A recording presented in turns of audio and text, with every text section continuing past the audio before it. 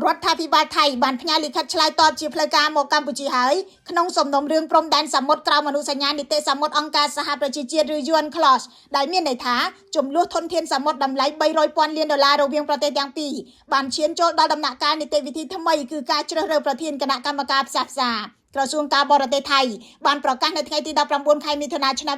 2026ថាថៃបានដាក់លិខិតឆ្លើយតបទៅនឹងការជូនដំណឹងរបស់កម្ពុជាស្ដីពីការចាប់ផ្ដើមនីតិវិធីផ្សះផ្សាដោយការចាប់បង្ខំលើចំនួនព្រំដែនសមុទ្រការជូនដំណឹងរបស់កម្ពុជាត្រូវបានផ្ញើទៅថៃកាលពីថ្ងៃទី2 ខែមិថុនាឆ្នាំ2026ក្នុងលិខិតឆ្លើយតបនេះថៃបានជូនដំណឹងថាខ្លួនតែងតាំងលោកស៊ីហាសាភូមិកិតកែវរដ្ឋមន្ត្រីការបរទេសថៃជាភ្នាក់ងារតំណាងភាគីថៃក្នុងនីតិវិធីនេះចំណែកលោកសុងឆៃឆាត់ផាទីយុទ្ធឯកអគ្គរដ្ឋទូតថៃប្រចាំប្រទេសគុយវេតត្រូវបានតែងតាំងជាអនុភ្នាក់ងារថៃក៏បានបញ្ជាក់ជាផ្លូវការផងដែរថាខ្លួនបានតែងតាំងអ្នកផ្សះផ្សាចំនួន2រូបគឺលោក Albert Hoffman ជនជាតិអាហ្វ្រិកខាងត្បូងនិងលោក Rodiger Wolfram ជនជាតិអាល្លឺម៉ង់អ្នកទាំងពីរសុទ្ធតែធ្លាប់ធ្វើជាប្រធានតុលាការច្បាប់សមុទ្ររបស់ UNCLOS ចំណុចសំខាន់មួយនៅក្នុងសេចក្តីប្រកាសរបស់ថៃគឺទីក្រុងបាងកកបានបញ្ជាក់ថាគោលដៅរបស់ខ្លួនក្នុងដំណើរការនេះគឺកំណត់ត្រឹមការកំណត់ព្រំដែនសមុទ្រក្រោម UNCLOS ប៉ុណ្ណោះនេះអាចបង្ហាញថាថៃចង់រក្សាសំណុំរឿងនេះឲ្យនៅក្នុងក្របខ័ណ្ឌសមុទ្រដោយមិនភ្ជាប់ទៅនឹងបញ្ហាព្រំដែនគោកឬភាពតានតឹងនយោបាយផ្សេង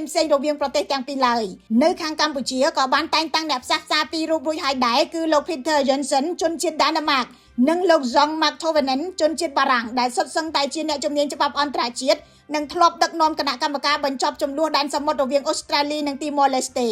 បើតាមនីតិវិធី UNCLOS ជំហានបន្ទាប់គឺអ្នកផ្សះផ្សាទាំង4រូបនឹងត្រូវជ្រើសរើសប្រធានគណៈកម្មការផ្សះផ្សាក្នុងរយៈពេល30ថ្ងៃ